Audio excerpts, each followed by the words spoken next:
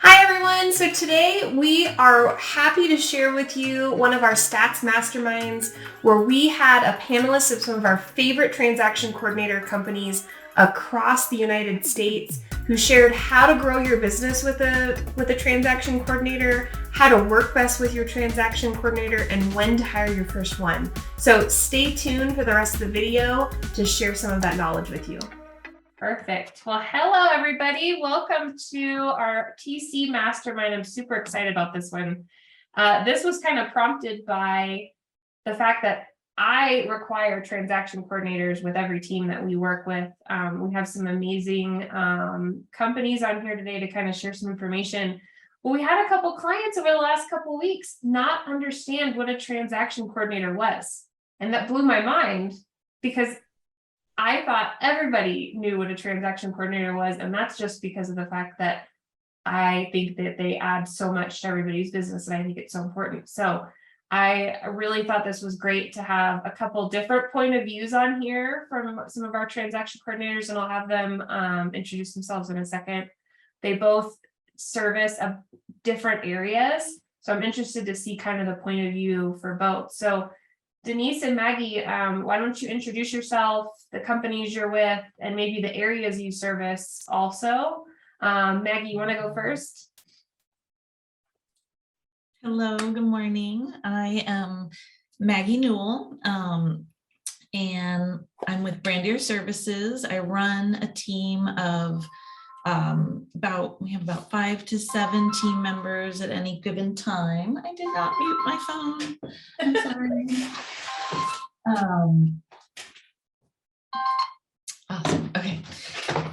And yeah, I've been TCing started off in the San Diego market, around 2004. And then in 2008, they said, hey, we got to lose our overhead, and that's your salary and the office. So congratulations, you're independent.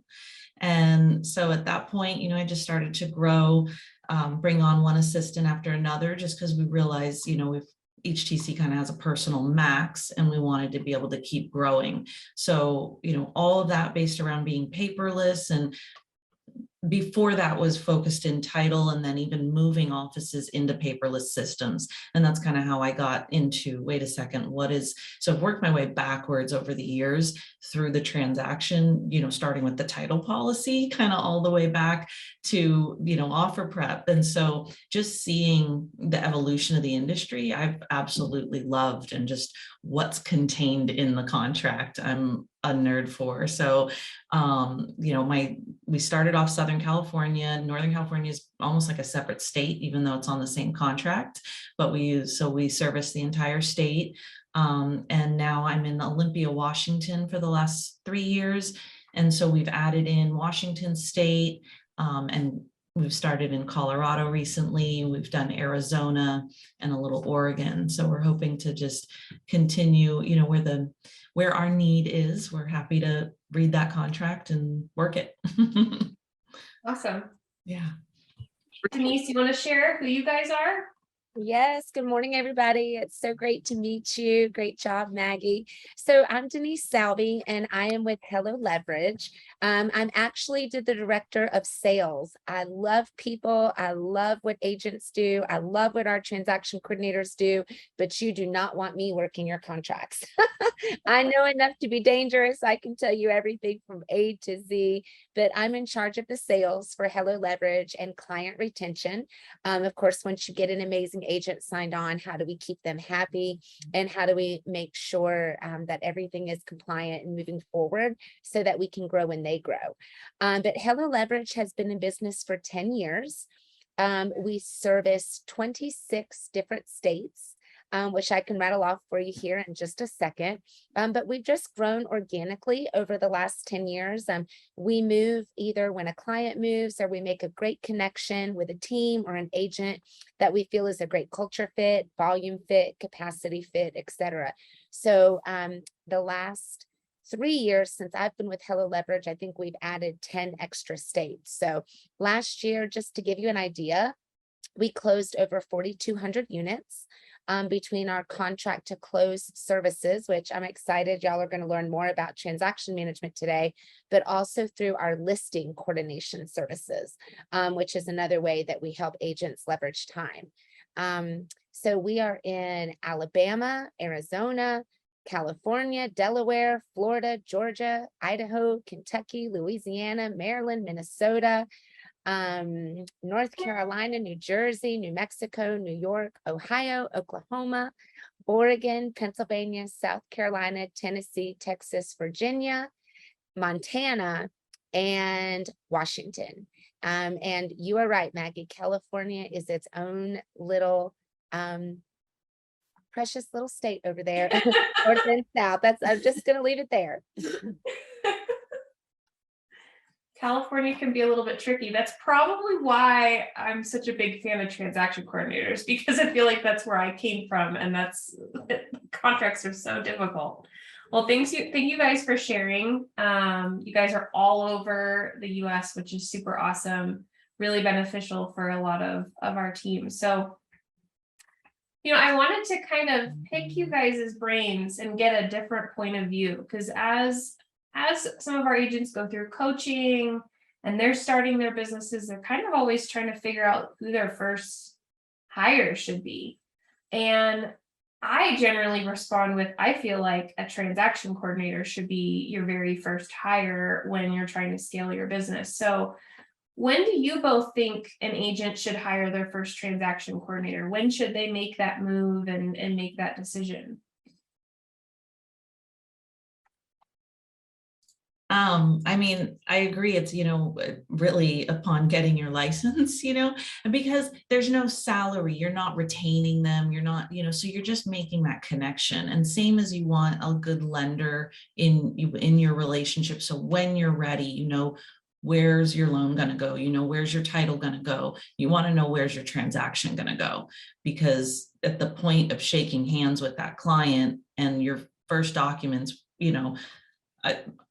for our perspective, we always want you guys to get your contract executed, whether it's a buyer representation, a listing agreement, purchase agreement. But from that moment forward, we want everything, so to come in 2-3 months later or 10 days into the transaction or whatever the case is, there's no reason to not, make that handshake at least and have an idea of where your first contract's going to go. That's a great point, because I feel like a lot of agents or new agents in particular, they go out and they start interviewing lenders, they start interviewing title, they start interviewing escrow way before they get underneath their first contract. Sometimes I feel like it takes some agents a couple contracts to realize, wow, I really could use a transaction coordinator, kind of figure out how that would benefit their business. Denise, what do you think? Yeah, I mean, I really think it depends on an agent's why and what their goals are and what their vision is. It's funny. We are huge proponents of the brand new agent getting started with a transaction coordinator so that they can be compliant from the very beginning. When a new agent is first starting, it's almost like you have to be willing to fly the plane while you're still building it. So there's a lot of, glass balls in the air that they are juggling, and putting the contract at jeopardy is just not one of those balls, especially when you're working with a great company or with a great TC that is actually partnering with them and branding themselves as part of their team. They can learn as they go without putting that contract at risk. So I think that it's plausible for brand new agents to do it. And then, of course, I think when your goal is to make money and to grow, you need to be wise and put your time and effort into the 20% that actually makes you money, not the 80% that is the admin that you can offset. And so I always point out with our new agents, when you get that check, I would love for you to take a look at what percentage our fee is compared to what you made and see if it was worth that, 16 hours of admin time, that we saved you, and what did you go do with it? Because if you don't kind of point out where the benefit is, it's not always seen.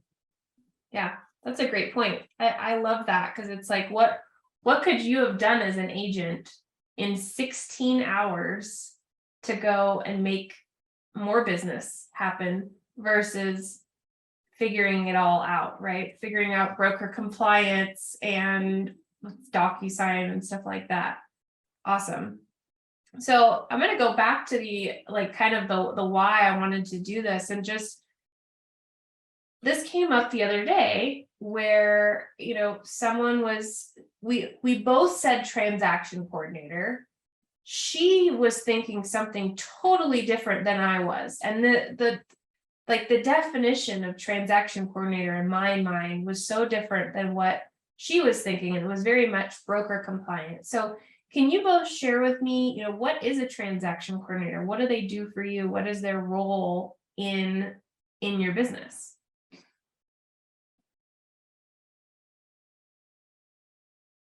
Okay, there we go. Did it. I'm like, I can do it.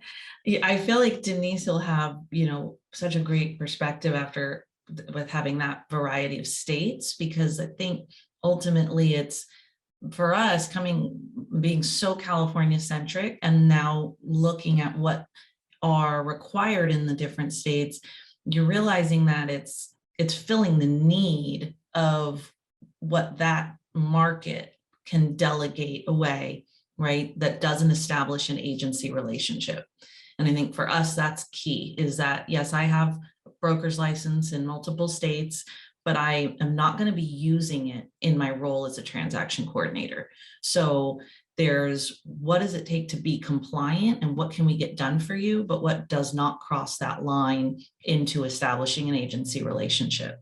And so that is going to vary state by state. You know, California, we're going to spend maybe 80% of our time on what's referred to simply as compliance on the document side, and maybe 20% of our file time on these extra touches that create a system and create that team effect.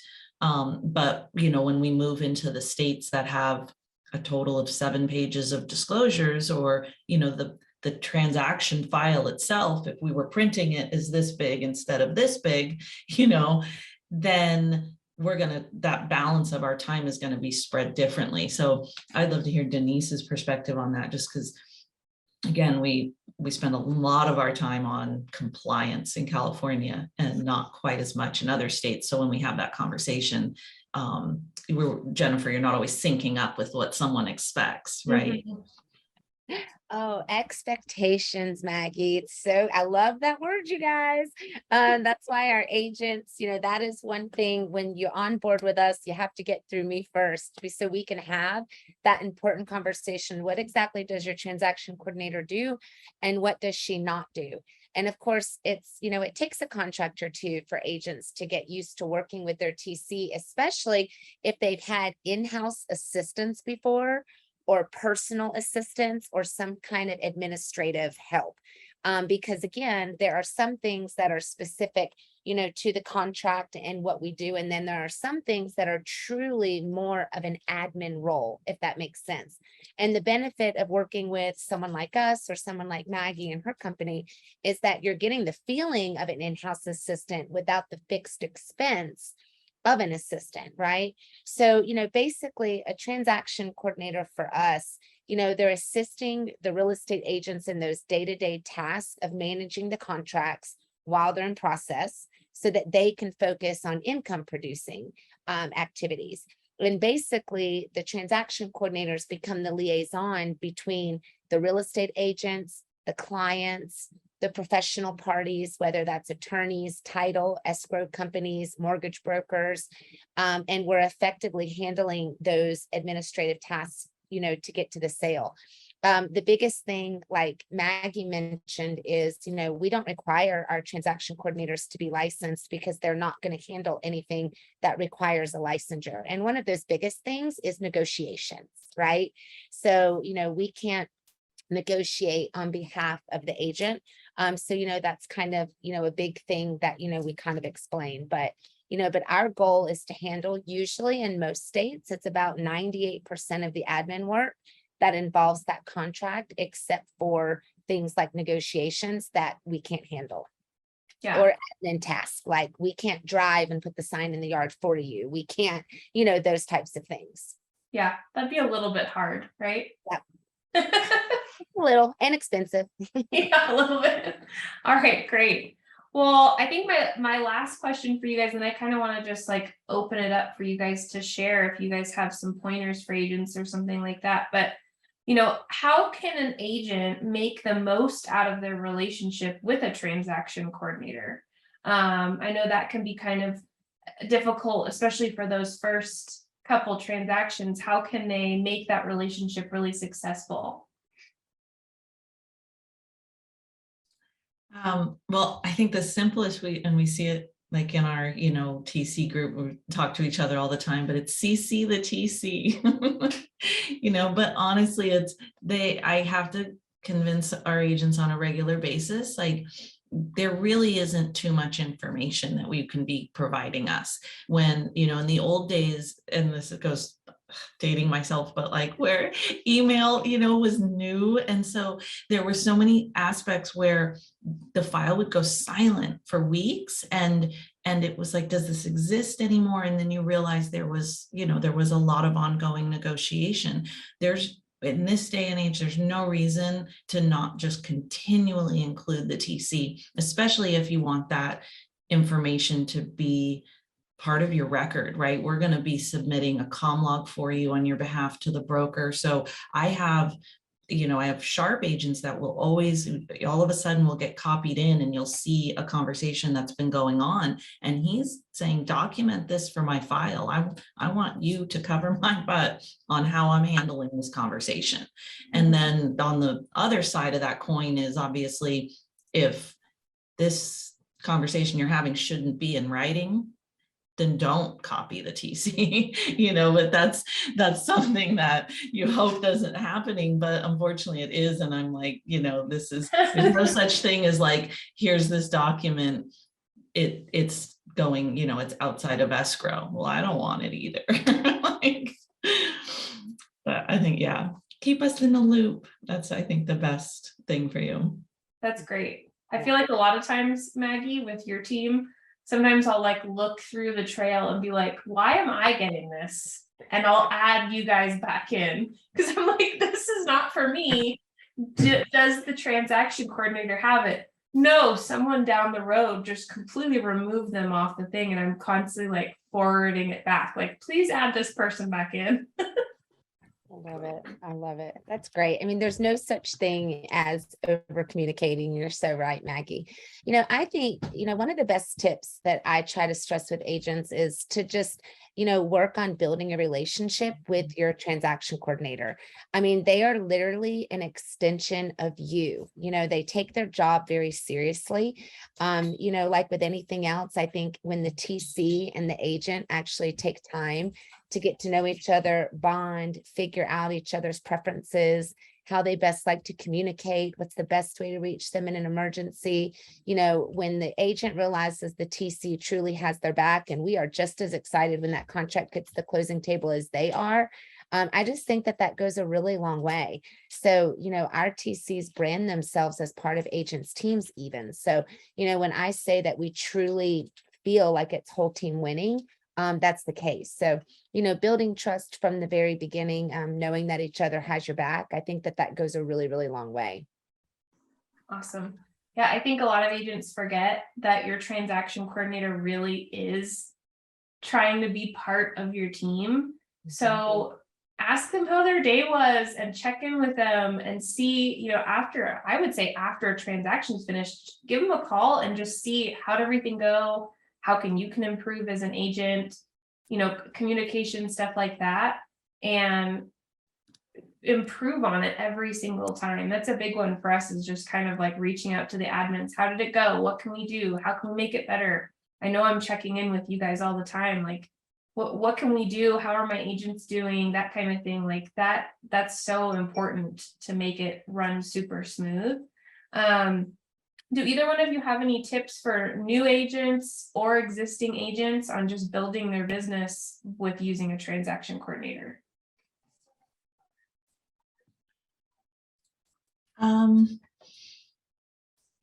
think I really feel that once you bring in a TC and you understand how they can make your life easier, and that's like by getting that getting any of that paperwork, any of that communication, like, again, letting them establish their file on their side. I think once you get in a routine with that TC, you're gonna feel the weight of knowing that it's handled removed. And I think that in the beginning of working with the TC, there's a lot of, especially it being a remote situation, there's a lot of trust that has to be built. Is this getting handled? There's going to be silent hours, whether they're at night or, the weekend, but it's a fear of like, is this done? Let me do it instead. I don't know. So getting to where you're, transparent with each other, even if it's shared access to each other's files, but just feeling that confidence is going to let you take all that off your mind and focus on lead gen, on following up, on all of the things, because we all know what the time suck, being behind. I was like, okay, well, let's go find the toys and the snap. So the video is about 6 minutes long. I sent some other ones. I did get a picture of the office. I don't think the cats have any food. I don't know if you look at one of the founder. But and so basically just that the not double checking. I think that's what happens is I will have agents that maybe don't have that confidence yet. And so they feel lost or blind, and they feel like they have to duplicate the TC's work to know that it's been done. And as soon as you have that, like, you just don't worry, is it really getting done? It is. You can stop double checking and stop pissing hours away. I'm sorry. I love that. Trust. Like, trust is such a big one. I mean, I know that's hard. And then we've got some of my staff on this call. So like, they're laughing to themselves. Like, trust is a big one for me, understanding that the second I'm expecting them to do something, like really trusting that I know it's going to get done. And that's a big one for agents, like they want to know, like, kind of micromanage is a big one. We have a lot of high Ds, right? Like high D OCD agents. So, I mean, that's a big one. Maggie, how do you build that trust with your agents that have just started with you? I think it's consistency, so it's knowing when they see, as soon as it goes right, right out of the gate, and it happens, and then it happens again, that's really, I feel like the only way to build that trust is to, prove that what you're saying is going to happen, does happen, happens regularly, happens on time, all of these things, and just very easy communication. I know there's a lot of TCs that will get so busy. And again, if they don't have that team, if they're a solo operation, they're just not going to have time to answer the phone, to be as responsive, because they're just buried in 200-300 emails a day, so they're cranking out work as fast as they can, and they can't answer the phone. What that does, though, is it puts a barrier between the agent and the TC, and now my calls aren't getting answered, my emails aren't getting responded to, and the trust is destroyed. So I think that just we practice being very available to a degree, and I'll tell someone I can't keep having this conversation anymore, so I will answer the phone, but I might end the call sooner than you'd like it to be over.